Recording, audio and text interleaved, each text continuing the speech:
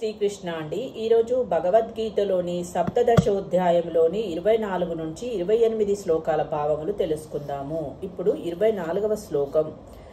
తస్మాద్ ఓం ఇత్యుదాహృత్య యజ్ఞదాన తపః క్రియాః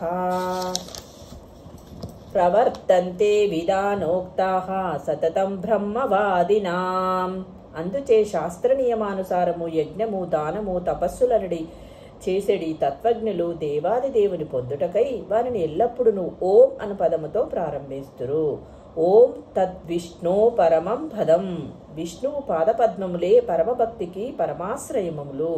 దేవాది దేవుడైన శ్రీకృష్ణుని కొరకు చేయబడు కార్యములన్నయూ పరిపూర్ణత్వమును నిశ్చయముగా సిద్ధింపచేయును అని భావం. ఇప్పుడు 25వ శ్లోకం. తదిత్యనభిసంధాయ ఫలం యజ్ఞ తపః క్రియాః దాన క్రియాచ్చ వివిధాః క్రియంతే మోక్షకాంక్షిభిః. దీని యొక్క భావము, మానవుడు పలు విధములైన యజ్ఞము, తపస్సు, దానములను ఫలాపేక్షరహితంగా తత్ అను పదముతో కూడి వనరింపవలను. భౌతిక బంధనముల నుండి విడివడుటయ్యే అట్టి ఆధ్యాత్మిక కర్మల ముఖ్య ప్రయోజనము ఆధ్యాత్మిక స్థితికి ఉద్ధరింపబడవలనన్నచో మానవుడు భౌతిక లాభం కొరకై వర్తింపరాదు. ఆధ్యాత్మిక రాజ్యమును కనగా భగవద్ధామమునకు తిరిగి చేరుటయనడి చరమలాభం కొరకై సమస్త కర్మలను చేయవలను అని భావము. ఇప్పుడు 26, 27 శ్లోకములు. సద్భావే సాధుభావే చ సదిత్తే తత్ప్రయుజ్యతే ప్రశస్తే కర్మని తథా సచ్చబ్ద ప్రార్థయుజ్యతే యజ్ఞే తపసి దానే చ స్థితిః సదితి చోచ్యతే కర్మ చైవ తదర్థీయం సదిత్తేవాభిధీయతే. వీటి యొక్క భావము, ఓ పృథాకుమారా, భక్తియుక్త సేవా యజ్ఞమునకు పరతత్వము పరమలక్ష్యము. అది సత్ అను పదముచే సూచింపబడును. అట్టి యజ్ఞమును చేయు కర్త కూడా సత్ అనియే పిలువబడును. అట్లే పరమసత్యమునకు అనుగుణమైన యజ్ఞము, తపస్సు, దానము వంటి కార్యములన్నయూ పరమపురుషుని సంతృప్తి కొరకే చేయబడును. ప్రశస్తే కర్మని లేక విద్యుక్త ధర్మములు అను పదములు గర్భధారణము మొదలుగా జీవితాంతం వరకు మనుజుని జీవన పవిత్రీకరణమునకై వైదిక గ్రంథములందు అనేకమైన శుద్ధి కర్మలు విధింపబడినవని సూచించుచున్నవి. అట్టి పవిత్రీకరణ విధానములు జీవుని చర్మమోక్షము కొరకై అనుసరింపబడును. అట్టి కార్యములన్నింటి అందును మానవుడు ఓం తస్సత్ అను మంత్రములను ఉచ్చరింపవలనని ఆదేశింపబడినది. ఇక్కడ సద్భావే మరియు సాధుభావే అను పదములు ఆధ్యాత్మిక స్థితిని సూచించుచున్నవి. కృష్ణ చైతన్యమున వర్తించుట సత్వము అనబడును. కృష్ణ చైతన్య కార్యములను సంపూర్ణముగా ఎరిగినవాడు సాధువు అనబడును.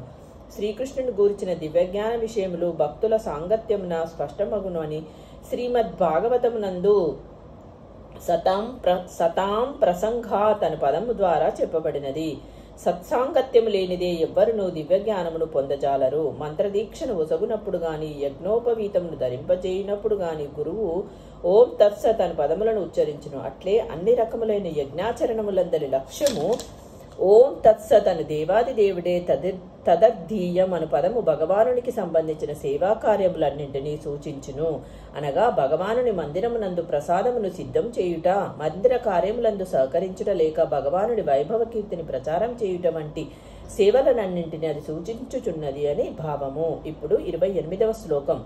అశ్రద్ధయా హుతం దత్తం తపస్తప్తం కృతం చ యత్ అసదిత్యుచ్యతే పార్థ నచ తత్ప్రేత్య నోహిహా. దీని యొక్క భావము, ఓ పార్థ, పరమపురుషుని యందు శ్రద్ధ లేకుండా యజ్ఞము, దానము లేదా తపస్సు రూపమున చేయబడినది ఏదైనను అశాశ్వతము.